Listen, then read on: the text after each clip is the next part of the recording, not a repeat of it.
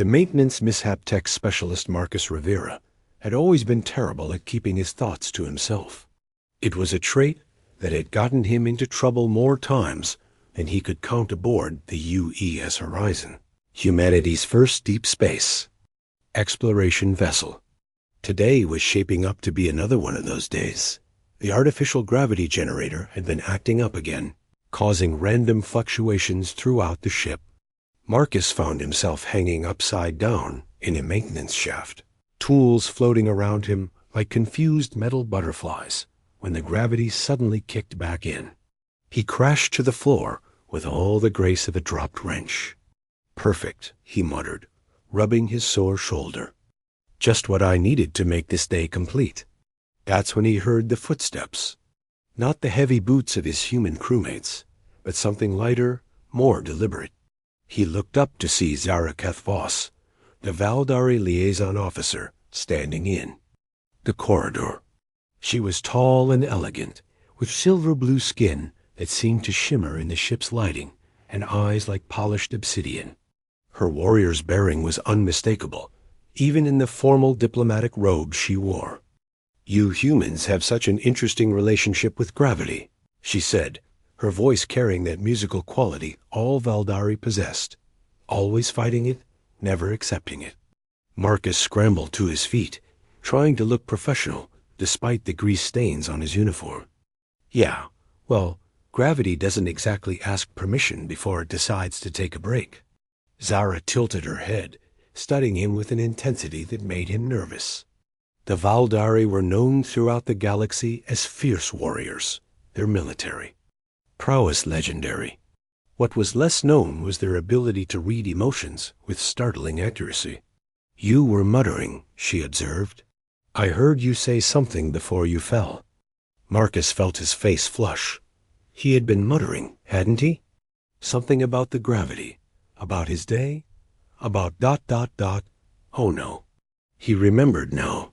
Just before the gravity had failed, he'd caught sight of Zara walking past the maintenance bay. And he'd said, quite clearly, "She's absolutely stunning." "I was just ... technical difficulties," he stammered. "You know how it is with malfunctioning equipment."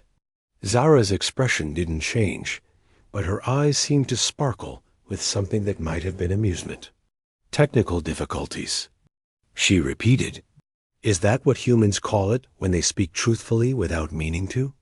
The silence stretched between them, broken only by the hum of the ship's systems. Marcus wished the gravity would fail again, so he could float away from this conversation.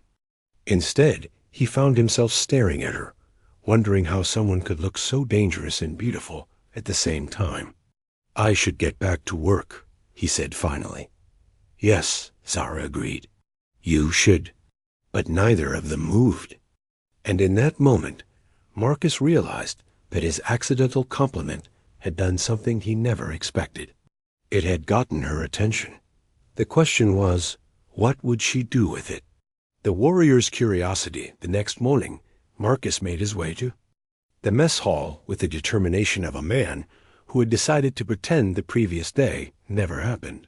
He grabbed his usual breakfast, a protein bar that tasted like cardboard and coffee that could strip paint, and found a quiet corner to eat in peace. He should have known better. Marcus Rivera, tech specialist, assigned to Maintenance Division 7. Zara's voice came from behind him. Born on Mars colony, graduated from the Terran Technical Institute with average marks. Marcus nearly choked on his protein bar. "Are you reading my personnel file?"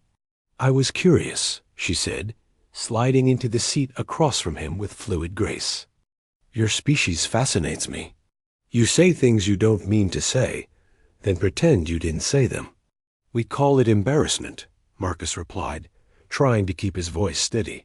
"It's a defense mechanism." "Against what?" "Against saying more things we don't mean to say." Zara leaned back, studying him with those dark eyes. "But you did mean it. What you said yesterday. I could sense it." Marcus set down his coffee cup harder than necessary. "Look, I'm sorry if I offended you or broke some diplomatic protocol."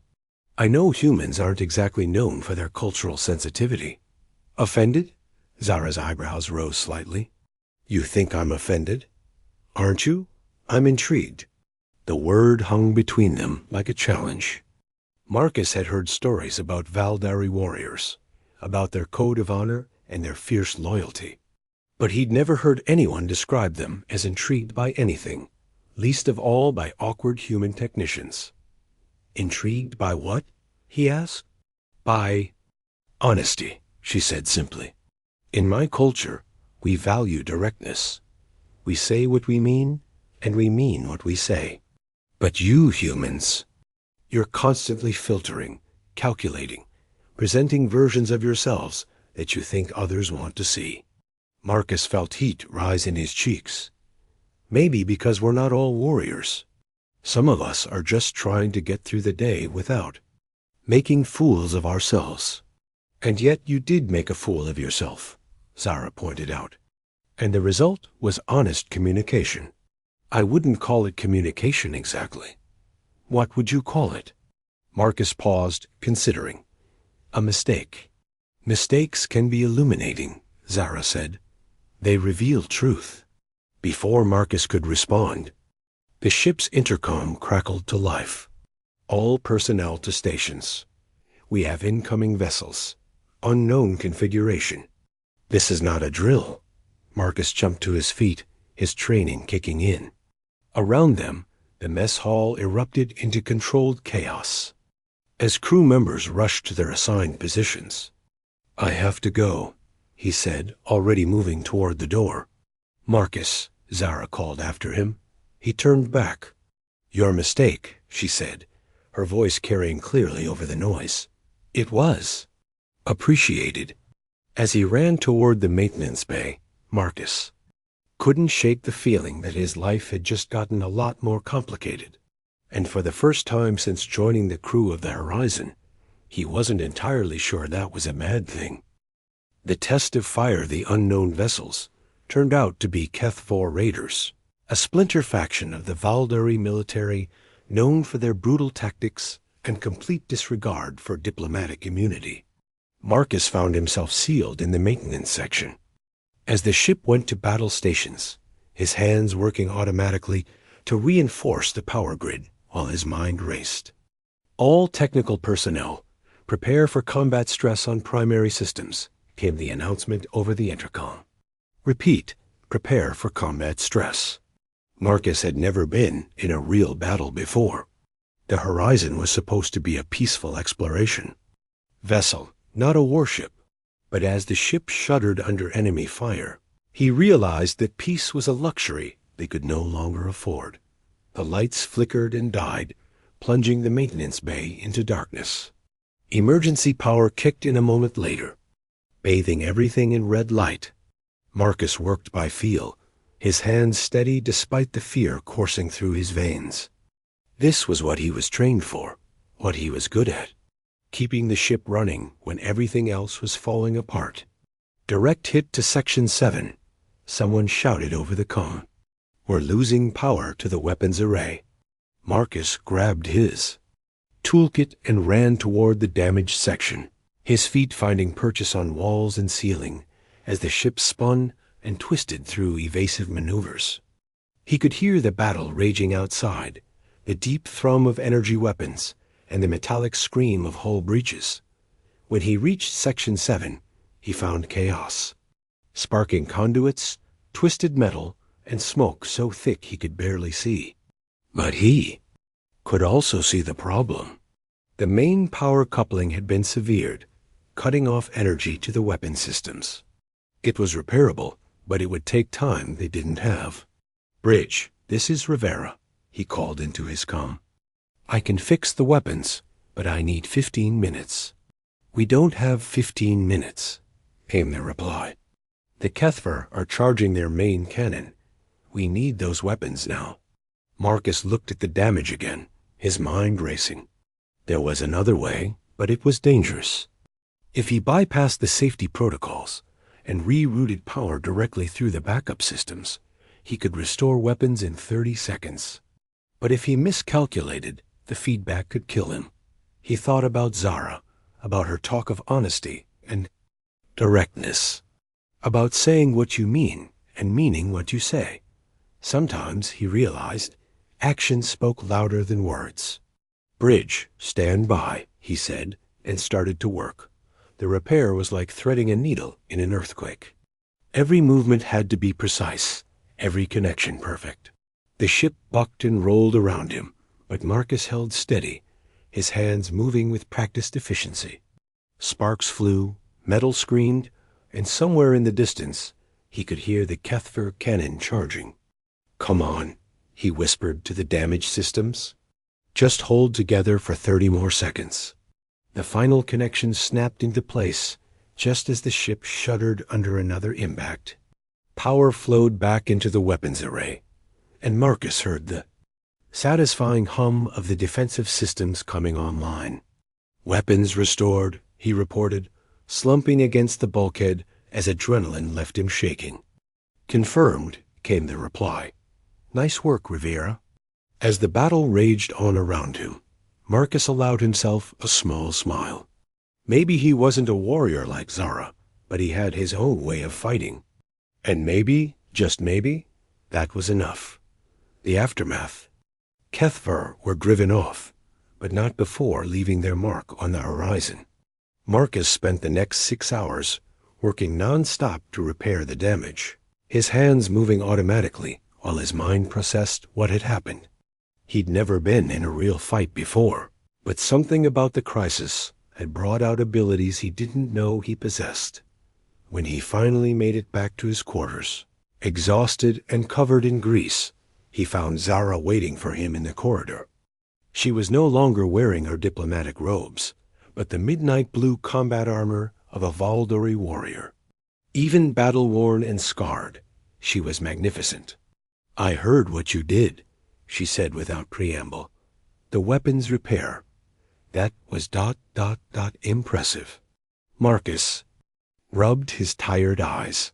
"Just doing my job." "No," Zara said firmly. "You risked your life to save the ship. That goes beyond duty." "Everyone risked their lives today," Marcus replied. "The bridge crew, the security teams, you. I just happened to be the one who could fix the weapons." Zara stepped closer, and Marcus caught the scent of ozone and something uniquely alien that made his pulse quicken. "You still don't understand, do you?" "Understand what?" "Why I've been seeking you out. Why I've been ... curious about you." Marcus met her eyes, those dark obsidian orbs that seemed to see straight through him. "I figured you were bored. Diplomatic missions can't be very exciting for someone like you." "Someone like me?" "A warrior.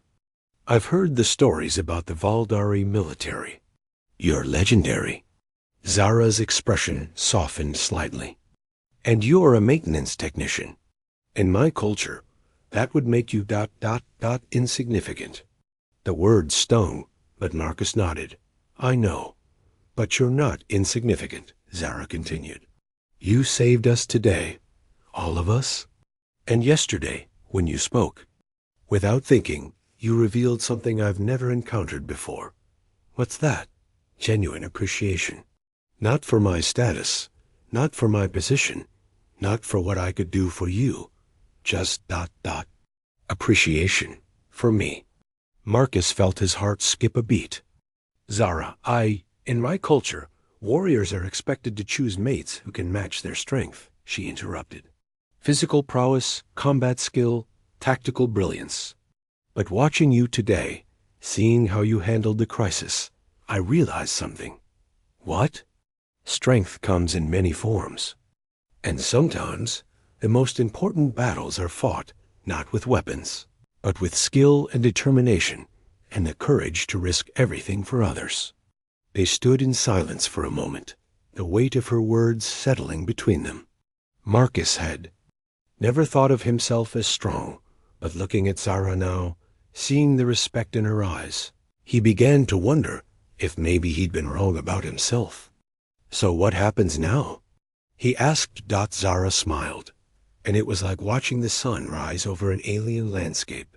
"Now," she said, We find out what happens when a warrior and a technician stop pretending they don't understand each other. The new alliance 3 weeks after the Kethver attack. Marcus found himself in the most unlikely place he could imagine. The Valdari Combat Training Center aboard the Horizon.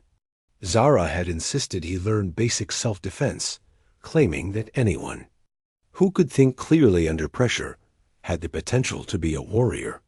Again, she said, watching as he attempted to block her strike.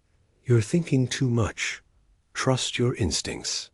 Marcus wiped sweat from his forehead, breathing hard. Easy for you to say. You've been doing this since you were a child. And you've been solving problems since you were a child, Zara countered. This is just another kind of problem. She was right, Marcus realized. As he stopped overthinking and started reacting, his movements became more fluid, more natural. He would never be a warrior in the traditional sense, but he could learn to defend himself and others. Better, Zara said approvingly, as he successfully countered one of her attacks. You're learning. I have a good teacher, Marcus replied, and was rewarded with one of her rare smiles. Word of their unusual friendship had spread throughout the ship, generating everything from curiosity to outright skepticism. A human technician and a Valdari. Warrior made for an unlikely pair, but Marcus was beginning to understand that the best relationships often were. There's something I need to tell you, Zara said as they finished their training session. I've been offered a position with the Valdari High Command, a chance to lead my own unit. Marcus felt his heart sink. That's great. It's what you've always wanted, isn't it? It's what I thought I wanted, Zara admitted. But being here, working with your crew, learning about human ingenuity and resourcefulness, it's changed my perspective. Changed it how? I've realized that strength isn't just about individual prowess. It's about bringing out the best in others, about finding solutions that benefit everyone. Your people understand this in a way mine sometimes don't. Marcus nodded, though he wasn't sure where this was leading. I'm going to decline the position, Zara said quietly. I want to stay here to help build bridges between our species, to learn more about what makes humans so adaptable. You're giving up your career for diplomatic work? I'm giving up a traditional path for something more meaningful, she corrected. Your accidental compliment showed me something I'd never seen before. Honest appreciation without agenda. It made me want to understand your people better. Marcus felt warmth spread through his chest. And I want to understand your people better too. Maybe we can learn from each other. I think we already have, Zara said, stepping closer. You've shown me that strength can be quiet, that courage doesn't always roar. And perhaps I've shown you that warriors can be more than just soldiers. You've shown me that warriors can be friends, Marcus said. And maybe maybe something more. Zara's smile was like starlight. One accidental compliment, she mused. Who would have thought it could change so much? Sometimes the most important things we say are the ones we don't plan, Marcus replied. Sometimes honesty is the best diplomacy. As they stood together in the training center, human and alien, technician and warrior, Marcus realized that his accidental compliment had done more than just get Zara's attention. It had started something new, something that could change both. Their species' understanding of each other. And for the first time in his life, Marcus Rivera felt like he was exactly where he was supposed to be.